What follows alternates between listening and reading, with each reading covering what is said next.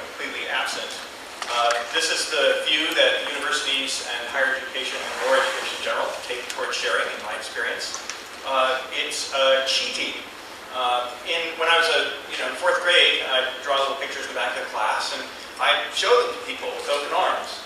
But by the time I got to the 8th grade, the body language of learning became keep your eyes on your own paper instead of open arms, reaching out with knowledge.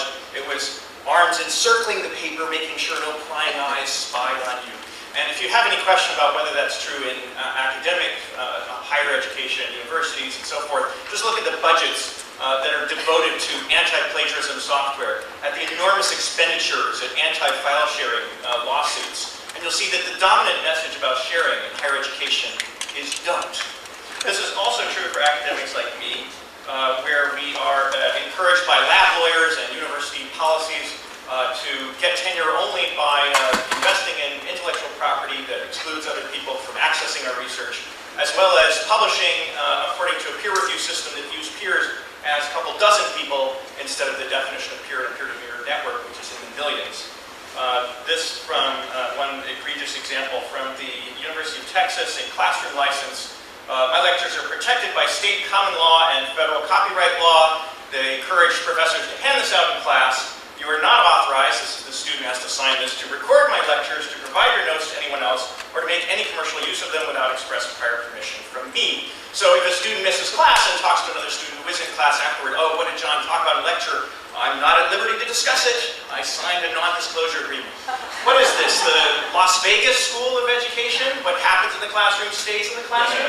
That makes no sense at all in a world where Google and Wikipedia have displaced Encyclopedia Britannica as the sort of model for education. We don't need to memorize more facts. We need to know how to connect the facts we already have.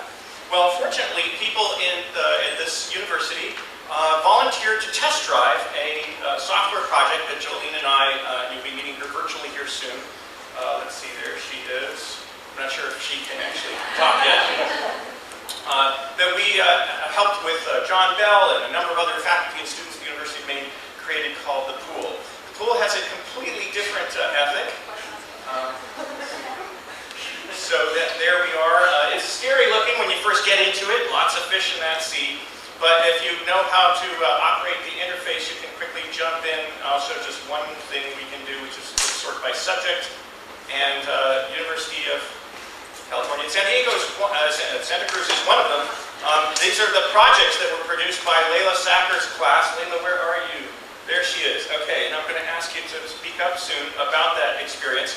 But first, just to mention that the Pool operates on a sink or swim kind of ethic, where good stuff rises to the top and turns green, and bad stuff sinks to the bottom and turns red.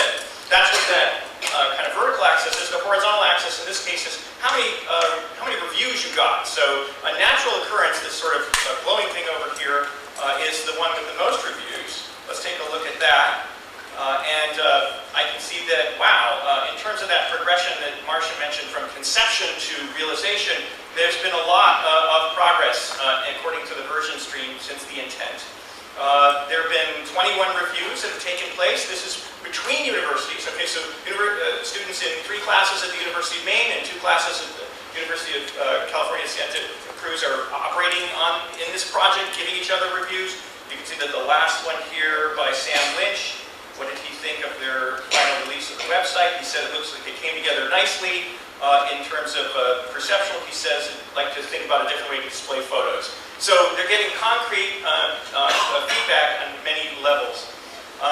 We also can do stuff with the Pool that's look at relationships, so how projects influenced each other. I'll give an example of, here's a project that was created by Santa Cruz students on the way to produce the Pool, or produce the natural occurrence. The exhibition is upstairs right now. You can map the relationship that was produced by that. Here is the web design that was actually created. But you can see in this kind of relationship mapper that there was a sort of ancestor. Dynamic web design was the name of the idea. And that gave rise to website layout design and integrating website, which themselves, in this case, website layout design, became part of a natural occurrence. So you can plot the sort of genealogy of creative projects. One One last thing I'll say before I turn over to Jolene is that sometimes the effects of, I wanted to give Layla a chance to respond quickly to some of the experience you had, good, bad, of using the software. Okay. So my students have been doing this class for 5 weeks, actually 4 weeks, and the next week will be the 5th week. So in 4 weeks, they jumped into the pool literally the first 2 weeks and used the pool's process of creating an intent, which is the concept, an approach, how we're going to deliver this thing, and then reviews, and then the actual release, which hasn't happened quite yet. We'll put that up next week. So in the 2 weeks, in creating the natural occurrence, they used the pool to come up with the idea and their approach.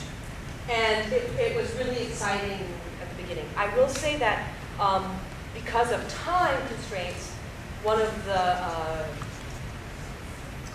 failures was that in the 2 weeks we used just technology to do that vetting. And there wasn't enough real time, real face-to-face negotiation. And so that technosphere, it's an amazing way to visualize large scales of project, to see the relationships, to do the crowdsourcing among groups of people, to have the collaborative interactivity from the University of Maine for these students, people haven't met yet. It's phenomenal in that way, but one of the things that I felt that my students needed more of before jumping into the pool was to get to know each other, to talk to each other first. So that I think technology plays a very interesting role, and I'm curious to know what everybody's going to say more about this. I felt like finally in the end, what really came together is when I said, get each other's phone numbers, start texting each other. This has to happen in the middle of the night. You need to be in communication with one another. And the technology, if it's getting in the way, let go of it, because the collaboration is the collaboration part. So that is my feedback, and if you're all welcome to see what they've produced, a video installation and a website, and it's upstairs in the reflective room.